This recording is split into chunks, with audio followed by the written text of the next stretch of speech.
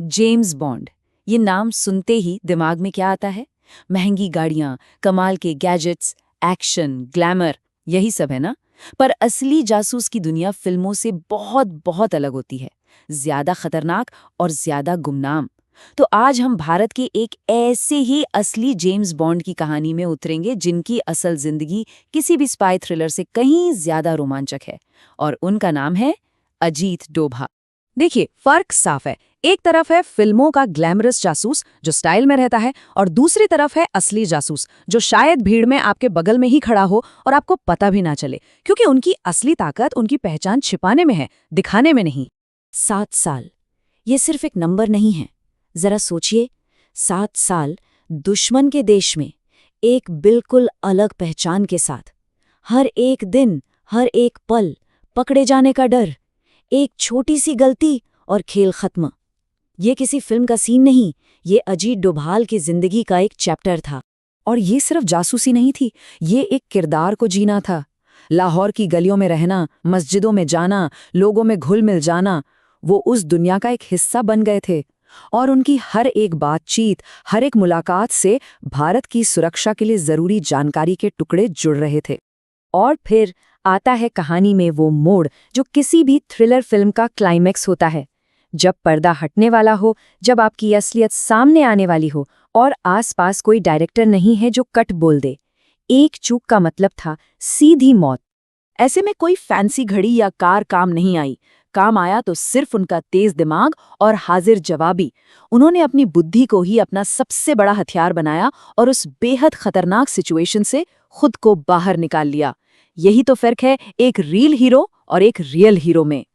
अच्छा, पाकिस्तान के उस मिशन के बाद कहानी आगे बढ़ती है और पहुंचती है साल 1988 में पंजाब के अमृतसर।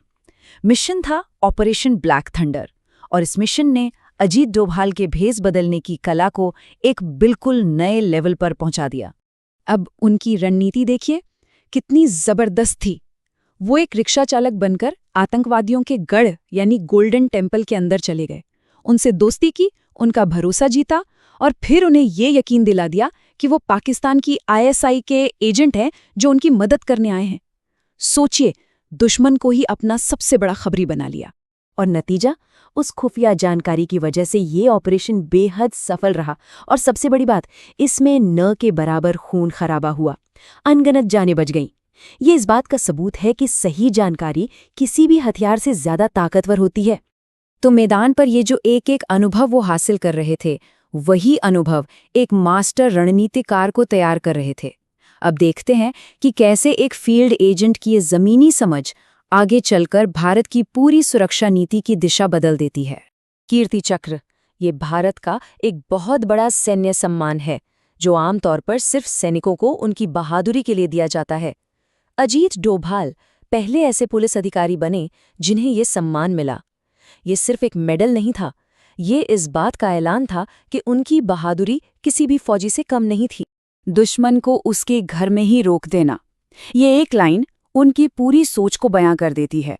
इसी को डोभाल डॉक्ट्रिन या ऑफेंसिव डिफेंस भी कहा गया।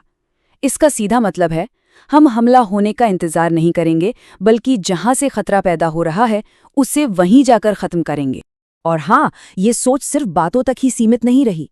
2016 की सर्जिकल स्ट्राइक हो, 2019 का बालाकोट एयर स्ट्राइक, या फिर जम्मू कश्मीर से धारा 370 को हटाना, इन सभी बड़े और साहसिक फैसलों में उसी ऑफेंसिव डिफेंस की झलक साफ दिखती है। इन सबके पीछे कहीं ना कहीं डोभाल की रणनीतिक छाप। तो आखिर डोभाल की विरासत क्या है? उनकी विरासत है भारत की सुरक्षा नीति में आया ये जबरदस्त बदलाव। एक ऐसा बदलाव जिसने सिखाया कि देश की रक्षा सिर्फ अपनी सरहद पर खड़े होकर नहीं, बल्कि जरूरत पड़ने पर दुश्मन के घर में घुसकर भी की जाती है। आज भी 81 साल की उम्र में वो भारत की सुरक्षा मशीनरी की रीढ़ की हड्डी माने जाते हैं। चाहे चीन के साथ सीमा पर तनाव हो या आतंकवाद से निपटने की रणनीति, हर बड़े फैसले में उनका दशकों का अनुभव सबसे अहम होता है। और इसी के साथ हम वापस अपनी पहली बात पर आते हैं। देखिए, फिल्मों में हीरो के पास हमेशा रीटेक का एक मौका होता है। एक शॉट खराब हुआ तो दूसरा ले लेंगे, लेकिन अजीत डोभाल जैसे असली हीरो की दुनिया में गलती की कोई गुंजाइश नहीं होती। और ये कहानी हमें एक बड़े सवाल के साथ छोड़ जाती है। एक ऐसा शतरंज का खिलाड़ी जिसने अपनी पूरी जिंदगी अगली चाल सोचने में ही बिता दी हो, क्या वो कभी सच में रिटायर होता है? 81 की उम्र में उनकी अगली चाल क्या होगी? इस पर शायद पूरी दुनिया की नजरें टिकी हैं।